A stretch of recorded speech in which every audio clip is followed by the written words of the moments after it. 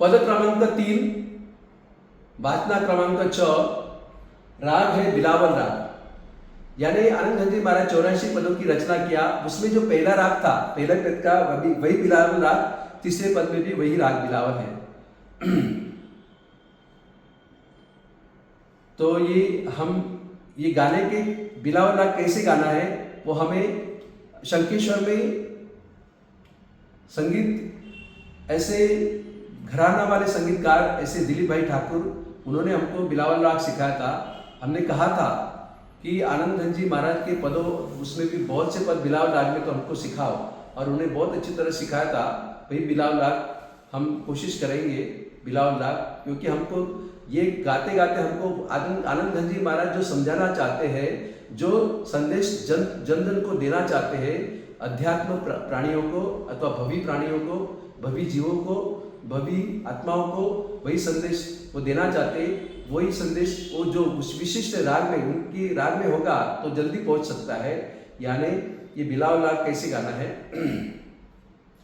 जीव जाने मेरी सफल घड़ी रे, जीव जाने मेरी सफल घड़ी रे।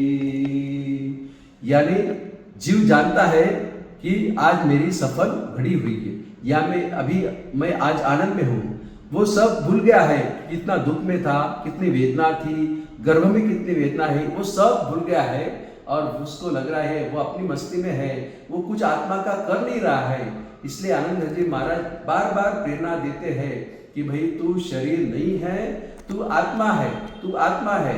तो यहाँ भी बात कर रहे हैं कि जीव अपने उसको लग रहा है कि मेरी आज सफल घड़ी हुई है, मेरा जीवन आज सार्थक बन गया है। तो यहाँ भी बात वही कर रहे हैं, जीव जाने मेरी सफल घड़ी रे, जीव जाने मेरी सफल घड़ी रे। सुत वनिता यौवन धन मातो, सुत वनिता यौवन धन मातो, गर्भ तनि वेदन बिसरी रे, गर्भ तनि वेदन बिसरी रे। जीव जाने मेरी सफल घड़ी रे, जीव जाने मेरी सफल घड़ी रे। मन समझता है यह सबसे अच्छा समय है, मन समझता है यह अच्छा समय है, सर्वोत्तम घड़ी है, सफल घड़ी। आज मेरा जीवन सार्थक हो रहा है, मैं आज सफल हुआ, मैं एक सक्सेसफुल मैन हो गया हूँ। इस तरह जीव खुद को समझ रहा है। देखो, सुत वनिता यौवन धन मातो, यानी सुत यानी क्या, पुत्र, पत्नी, जवानी, धन दौलत के नशे में गर्भावास की सारी वेदना भूल गया है। सुत वनिता यौवन धन मातो, गर्भतनि वेदन विसरीरी। यानी अपने पुत्र में, अपने पत्नी में, अपनी जवानी में, और फिर अपने धन की लालच में, धन के संग्रह में आकर के वो पूरी, जब वो गर्भ के माता के गर्भ में था, वहां जो वेदना थी वो सब गर्भ की वेदना भूल गया है। और अभी आज वो सक्सेसफुल मैन ऐसा समझ बैठा है कि मेरी आज सफल घड़ी है, मेरा मानव जीवन सार्थक हो गया है। लेकिन ये सार्थक नहीं हुआ है। दौलत के नशे में वो सब भूल गया है कि गर्भावस्था की वेदना कितनी खतरनाक वेदना, कितना दुख था, वो सब भूल गया है। और कहते हैं, सुपन को राज साच करी माचत, सुपन को राज साच करी माचत, राचत छाह गगन बदरी रे, राचत छाह गगन बदरी रे। जीव जाने मेरी सफल घड़ी रे, जीव जाने मेरी सफल घड़ी रे। और कहते हैं, स्वप्न के साम्राज्य को सच्चाई मानकर यह उसमें लिप्त हो गया है। स्वप्न को राज साच करी माचत, उसमें वो लीन हो गया है, लिप्त हो गया है, वो स्वप्नों की दुनिया में रह गया है।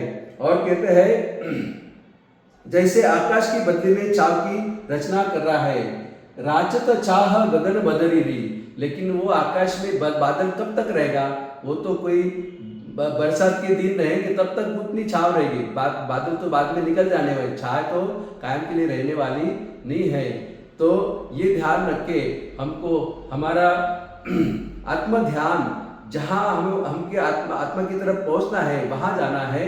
बाकी ये सब पुत्र परिवार यानी अथवा धन की लालसा, इसमें कुछ डूबना नहीं है ज्यादा। आई अचानक काल तो पची, आई अचानक काल तो पची, ग्रह गो जो नाहर बकरी, ग्रह गो जो नाहर बकरी, जीव जाने मेरी सफल घरी, जीव जाने मेरी सफल घरी। काल कोपची अचानक इस पर मार करेगा और यह वैसे ही उसके फन में फंस जाएगा जैसे शेर की पकड़ में बकरी आ जाती है। कोई काल का भरोसा नहीं, यमराजा कब किसको पकड़ेगा, और मृत्यु देवता कभी काल तोपची, जैसे तोप लगाने में तोपची रहता है, यहाँ तो मृत्यु देवता वो कब उसको मार देगा कुछ पता नहीं है। ऐसे हम भी काल के पंजे में फंस गए हैं, जैसे शेर के पंजे में बकरी फंस गई है इस तरह। लेकिन हम समझ रहे हैं ऐसा, लेकिन ये आत्मा क्या समझ रहा है? जीव जाने मेरी सफल घड़ी है, मेरी तो सब अच्छी घड़ी चालू है, अच्छा जीवन मानव जीवन मैंने सार्थक कर दिया है, इस तरह वो आगे बढ़ रहा है। लेकिन हमको बार बार आनंद जी महाराज अपनी छड़ी लेकर उनको सावधान कर रहे हैं, चेतावनी दे रहे हैं कि भाई ऐसा नहीं है, तुझे तो और कर्म खपाने हैं, मोक्ष तरफ जाना है। तो ये बात यहाँ आनंद जी महाराज अपने प्रेरणा दे रहे हैं।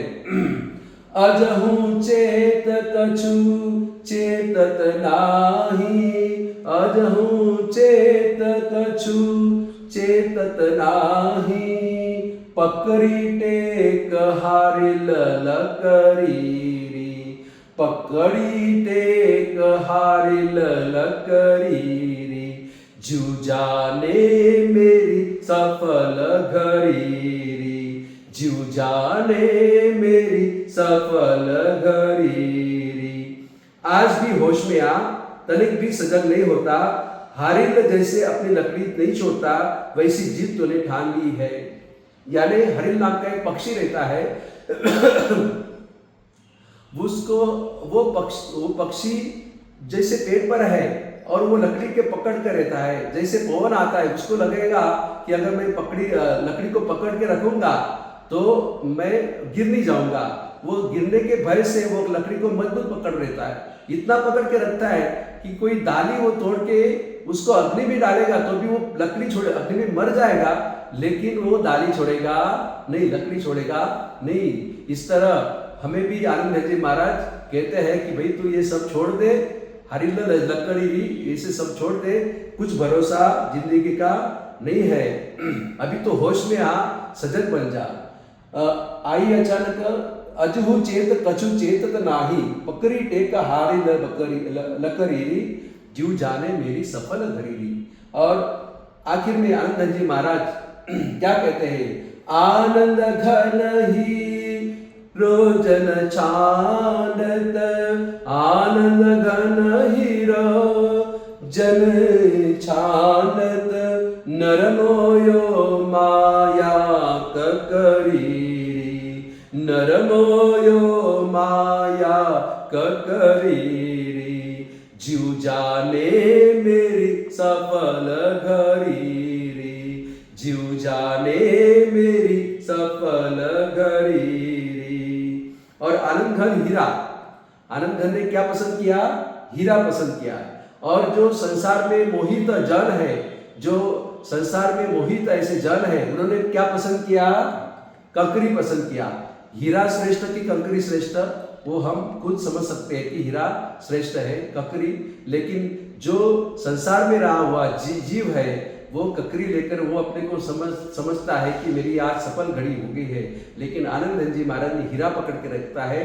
आनंद घन हीरा और यह मदांध नर माया की कंकरी छोड़ता नहीं। आनंद धन भी हीरो पकड़ के रखते हैं, यानी वो ऊंची स्टेज उनकी हो गई, आत्मा की स्टेज ऊंची पहुंच गई है, वो हीरा पकड़ के रखते हैं।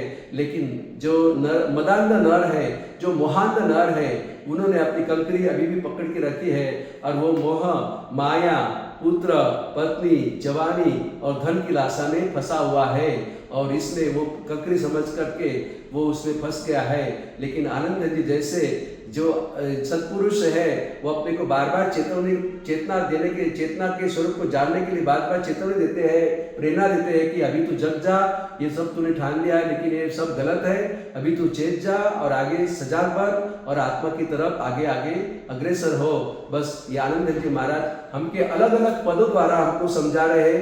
ये पद यानी जो ये पद गुनगुनाने गाएंगे तो ये जो पद है उनमें इनके पद महत्व के और दिशा दृष्टि देने वाले, यदि हम उन्हें अपने सुने क्षण में जो हमें स्वाध्याय करते हैं ऐसे क्षण में भी हम ये पद गुनगुनाए गाएंगे तो उसमें अपना एकांत का साथी बनाएंगे तो हमें बहुत ताकत, बड़ी ताकत, अभूतपूर्व बल प्रदान कर सकते हैं। इन्हें इस तरह चुना गया है कि जीवन का एक परिपूर्ण अमृत घट हमारे कंठ से घूंट सा घूंट भीतर के तलातल पर पहुंच जाता है। सारे पदों में कवियों की अंतर्जग की घटनाओं के जीवन विवरण है और काव्य में यह महत्वहीन होता नहीं है कि कब रचना हुई, काव्य की कल ये पदों की रचना कब हुई, वह महत्व का नहीं है। लेकिन क्या महत्व का है, वस्तुतः यह होता है कि उसमें ये क्या लिखा गया, उसमें वो महाराज साहब ने, आनंद धन जी महाराज जैसे महापुरुष ने क्या संदेश दिया है, क्या प्रेरणा दिया है। तो ये पदों में हमको देखने को क्या मिलता है कि देह, विदेह, भ्रम, भय और सम्यक्त्व, चिदानंद, आनंद घन स्वरूप और मनुष्य जन्म आदि की महत्ता को प्रवर्तित किया जाता है। एक एक पद एक एक ग्रंथ जैसा है और ऐसे ग्रंथ जो निर्ग्रंथता का मार्ग प्रशस्त करता है। इस तरह ये पद हमको एक एक पद यानी एक एक ग्रंथ है जो निर्ग्रंथता तक हमको ले जाएगा। आनंद धन जी महाराज यही हमको प्रेरणा दे रहे हैं।